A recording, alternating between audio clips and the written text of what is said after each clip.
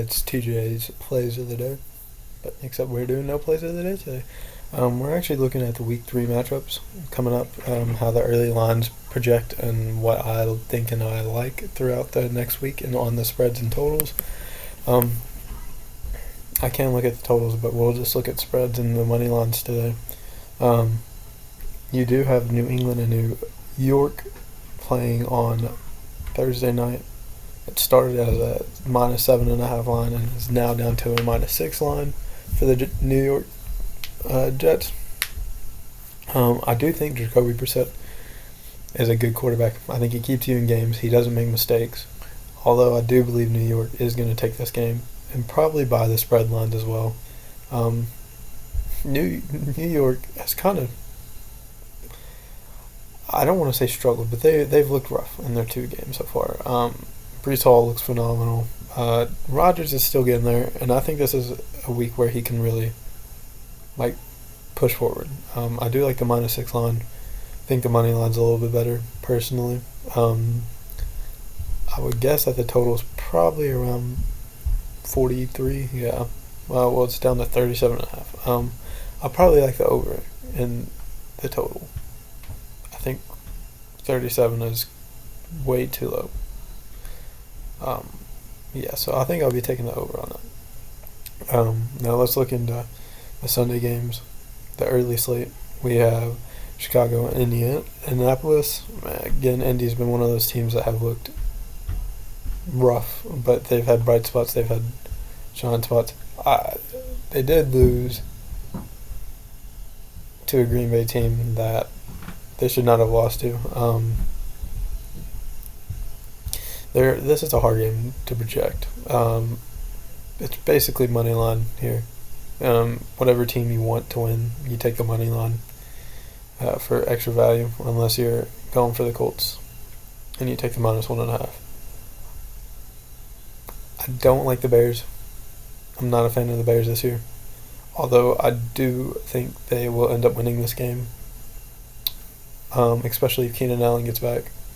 I think the Bears have a really good chance. They have a good defense, which Anthony Richardson has not been able to prosper on good defenses. So in this, I would have Chicago. I'd probably end up taking their money line in that game. You have the Giants versus Cleveland. I'm a Cleveland fan.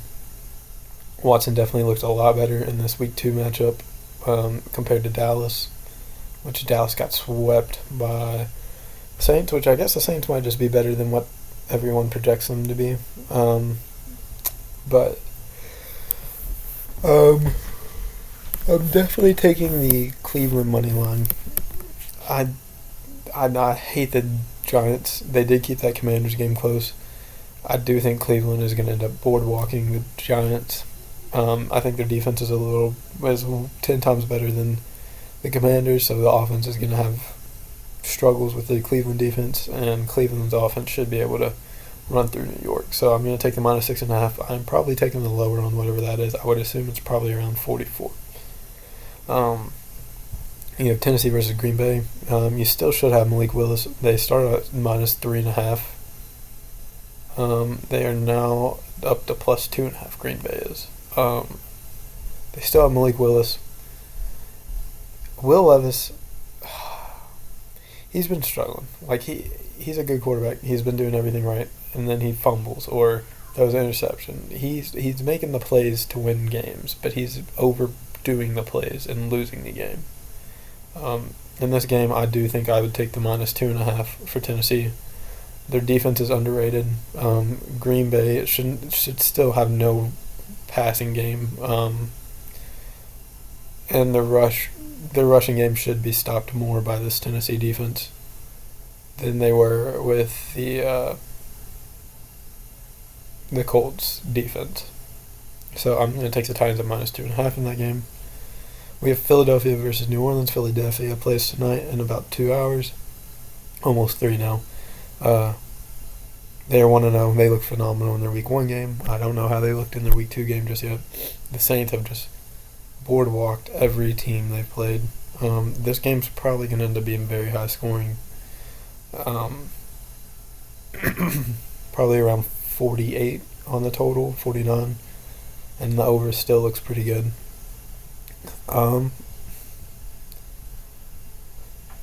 We'll see how it goes tonight with no A.J. Brown for Philadelphia. But I think I like the -2 for the Eagles. I know the Saints are scoring a lot, but they also haven't played. I don't know. Dallas isn't a bad team, but their defense has stopped them. So maybe I like New Orleans, but I think I'll take Philadelphia for the -2. This should be an interesting and very good game, especially if A.J. Brown ends up making it back. The Chargers versus Pittsburgh. The Chargers at +2. I think this is an easy pick for me. I'm going to go with the Chargers. I'm high on the Chargers. I think their defense has played solid. I think they have one of the better lines in the league. They have a good 1-2 RB run. Herbert looked pretty good passing the ball. McConkley and their receivers are looking pretty solid. Pittsburgh, they've just had two very bad opponents. I guess you could say the Falcons aren't bad, but Denver is terrible. Fields did look a little bit more improved throughout the day as the day went on, but I think the Chargers are the easy play for this game, especially at +2. Houston versus Minnesota. Houston has had its struggles. It has struggled against the Bears, who I don't think were very good. They did have a tougher Week 1 matchup, but I kind of like Minnesota in the spot. We'll see what happens with the Jay Jettas injury. If Jay Jettas does end up being healthy, I think I like the Minnesota play, especially at +2.5. But if Jay Jettas ends up not playing, I think you take the Houston at -2.5. Denver versus Tampa Bay. Tampa Bay opened at -3.5, which is phenomenal. Like, I would take that every day of the week. Moving up to -6.5, I still think you have to take this line. They've been playing very good. Their defense is solid. Denver has not scored a touchdown yet, I don't think. And if they, I don't think so. And if they have, then it's only been 1 or 2. Their offense looks pretty bad. I thought Bo Nix would be a little bit better. Their defense isn't good. Their receivers aren't good. Bo Nix makes some good passes that just don't get caught. Tampa Bay at -6.5 just seems a little low. I think -8.5 would make more sense. But I would be taking Tampa Bay in this play.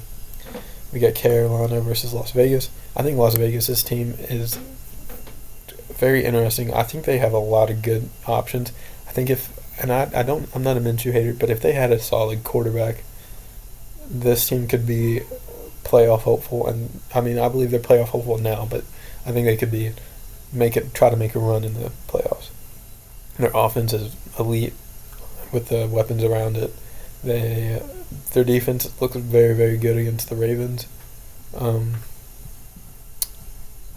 The line's a little hurting, but Carolina's looked awful, and I am a Carolina fan. I want them to be good. They are starting Andy Dalton, a veteran, so maybe he can keep them more in the game, not make as many mistakes as Bryce Young was making. But even then, I still think you take Las Vegas. We are on Betting Pros if you want to figure out where your matchups are and the lines. Seattle versus Miami.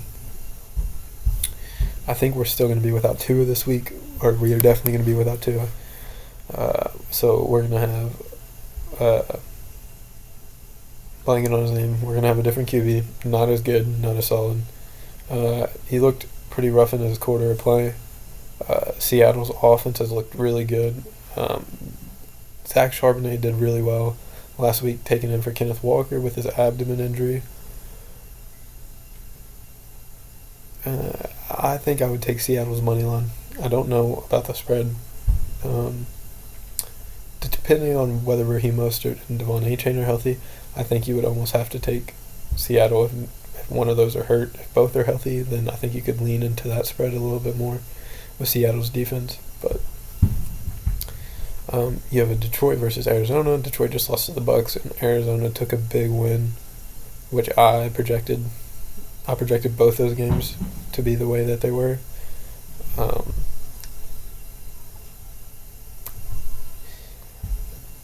A lot of the scoring for Arizona came in the first quarter, first half. I don't think Detroit's going to let as many explosive plays happen. I like Arizona a lot, but I think I would have to go with Detroit -3 here. They made improvements. Only reason they lost the game was due to a Dan Campbell thing at the end of the first half. If they don't have that issue, I think they had this game in the bag. But I am happy with the way it ended. But I think I would have to take Detroit at -3, even though I do like Arizona. We have the 49ers versus the Rams. The Rams just got dog-walked by the Cardinals. And San Fran lost again. Who did they just lose to? They lost a bad game.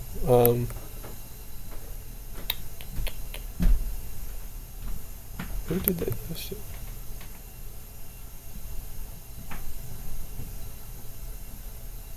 I'm not sure. I'm blanking. But I do think San Francisco is going to take this game. I do like the -5.5 odds. The -7.5 seems a little bit. We'll see whether or not Cooper Kupp plays. Puka Nacua is still on the IR. I think you almost have to take San Fran at -7.5 in the spot, just because of the injuries that have happened to the Rams and the lack of weapons that the Rams are going to have. So I would take San Fran for -7.5. Baltimore is 0-2. They are not running enough with Derrick Henry. They've struggled to run with Derrick Henry. They need to stop going inside and start moving outside. Dallas has looked rough. Their offense has been here and there. I think I'm going to go with the 0-2 Baltimore to cover the -1 point spread, take the money line. I do think that open would make more sense where Dallas is favored, but we're going to end up taking Baltimore here. Kansas City versus Atlanta. We haven't seen what Atlanta looks like. I do think Kansas City, even with Pacheco possibly moving to the IR, we are going to see Kansas City -4.5. I think this is the easy bet for the Sunday night game.